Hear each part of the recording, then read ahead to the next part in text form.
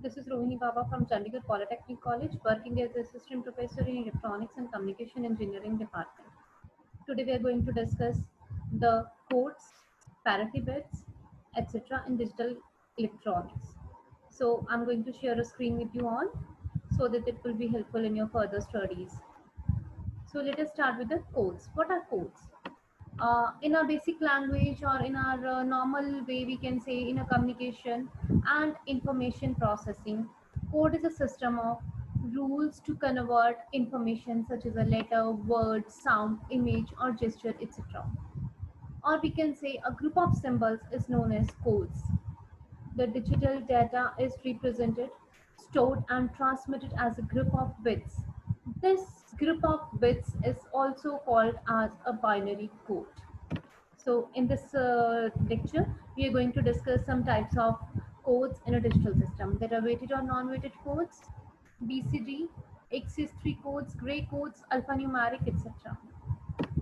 So starting with the weighted and non-weighted codes. So what are the weighted codes? The weighted codes are those that they obey the position weighting principle, which states that the position of each number represent a specific weight.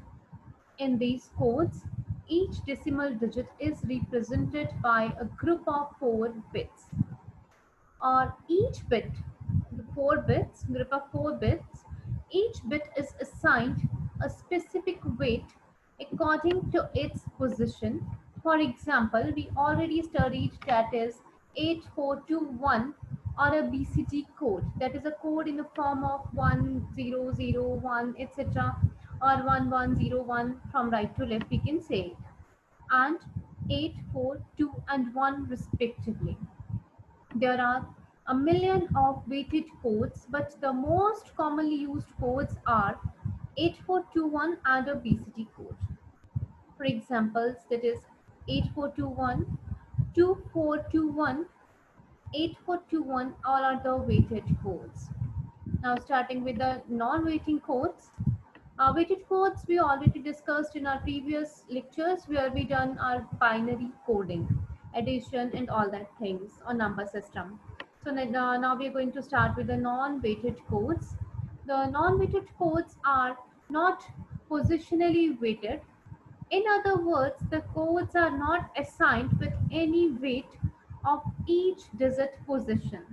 For example, XS3 and gray codes. Now let us start with the XS3 codes. It is a kind of non-weighted code used to express the code in decimal numbers. It is a self-complementary binary coded decimal and numerical system which has biased representation, or we can easily get an accessory code of a decimal number by simply adding 3 in each decimal digit, and then we can write the 4-bit binary number of each digit of the decimal number, and we can find the accessory code of the given binary number by using following steps. Step 1 would be we find the decimal number of a given binary number. Next step would be then add 3 in each digit of the decimal number. Next step would be we find the binary code of each digit of a newly generated decimal number. Here I am going to give you an example, that is for 0. The BCD code or 8421 code would be 4 times 0.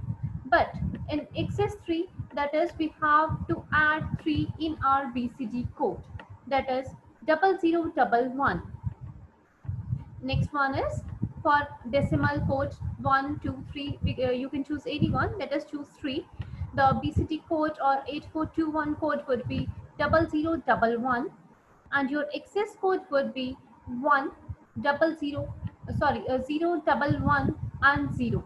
That means we add 3 in our BCD number. For example, this is 9. In our BCD code, it would be 1001. Now add 3 in 1001, that would be 1100. Starting with the gray code, it is a non-weighted code in which each number differs from our previous number by a single bit. Example I'm going to give you, that is binary code, and this is one is gray. Each number is differed, that is we have to add 1 in each code, a number of 1. For example, here we have to convert a binary to gray. The MSB in the gray code is same as the corresponding bit in the binary number. This is your first step. And step number second would be going from left to right, add each instant pair of binary bit to get next gray code bit, and carry would be discarded. On the other hand, if we convert a gray to binary, then the MSB is the binary code. It is same to corresponding digit of the gray code. Add each binary digit generated to the gray digit in the next adjacent position and discard carry.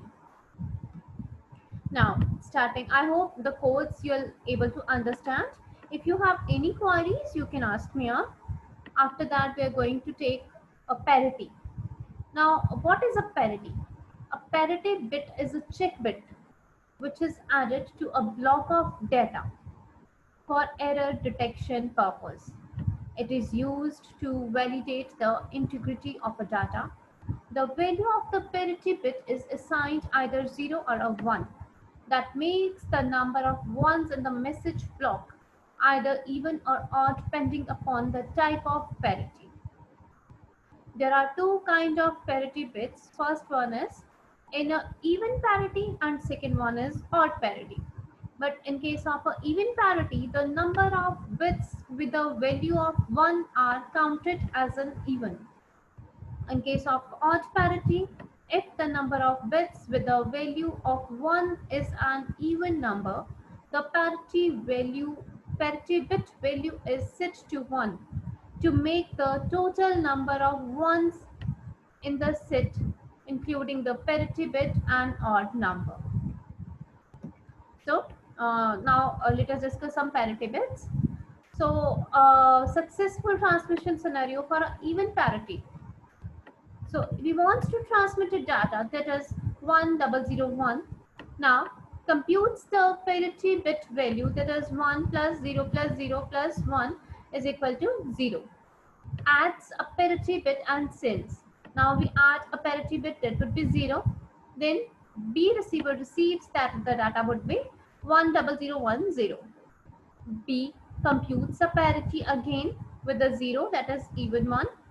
The reports correct transmission after observing the expected even result. In case of an odd parity, A wants to transmit a data of 1001. A computes the parity bit value, that is 1 plus 0 plus 0 plus 1 is equal to 1. Then adds the parity bit and sends starting standing. Then would be 10011. Then B receives the data and it computes the parity. Overall parity will be 1. Then it reports a correct transmission after observing the expected odd results. So I hope this will be you are able to understand what a parity bit is. Now starting with the Hamming code. It's an important one. Hamming code is a block code that is capable of detecting up to 2 simultaneous bit errors and correcting single bit errors. In this coding method, the source encodes the message by inserting a redundant bit within the message. So now starting with the example, in the case of error detection. So first we need to detect whether there are any error received in the Hamming code or not. So there are some steps to be followed. We have to follow some steps. That one is the step 1 would be for checking the parity bit P1. Here on the screen you are able to see that is this one is P1. Use check 1 and skip 1 method, which means starting from P1 and then skip P2. Take D3 and skip D4. Then take D5 and skip D6 and take D7. This way will have the following bits. So you have to write P1, P2, P4. On the other hand, D3, D5, D6, and D7. So check one, that is you have to check one and skip one method. Check one, that is P1 is 1, D3 is 0, skip 1, D4, P4 will skip, D5 on 1 and D7 will be 1, D6 will skip. As we can observe, the total number of bits are odd, so we'll write the value of parity bit P1, that is 1. This means the error would be there. Now, step 2. Checking for the P2.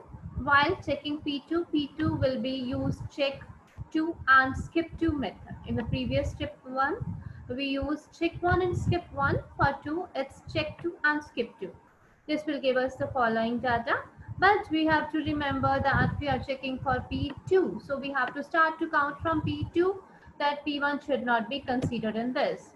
So here it is, P2, D3, D6, D7, P4, and we got the observer after observing D4, P4, D5, D6, and D7. As we will observe that the number of ones are even, therefore the value of P2 will be 0, and this means there is no error in this. Now step 3. Check for P4. But while checking for P4, we will use check R4 and skip 4 method.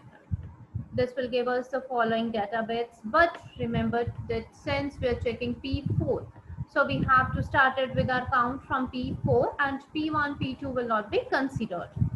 So as we can observe, the number of ones are odd in P4.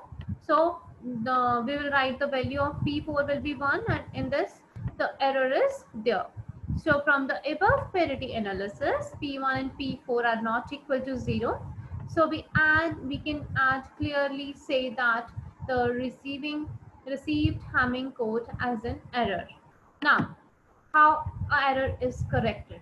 For the correction, in the previous example, since we found that the received code has an error, so now we must correct them. To correct the errors, use the following steps. First, the error will be, we know that is P4 will be 1, P2 0, and P1 is 1. Error would be in this. Now, we have to determine the number in this error. Word that is 101, which is equal to 5. That is 22 into 1 plus 21 into 0 plus 0 plus 20 into 1 is equal to 5. That is, it's 5, or we can say the number is 5. So we get E is equal to 5, which states that the error is in the 5th data bit. So we have to correct it. So the correct answer will be 1001011, whether we gave the data that is 1011011.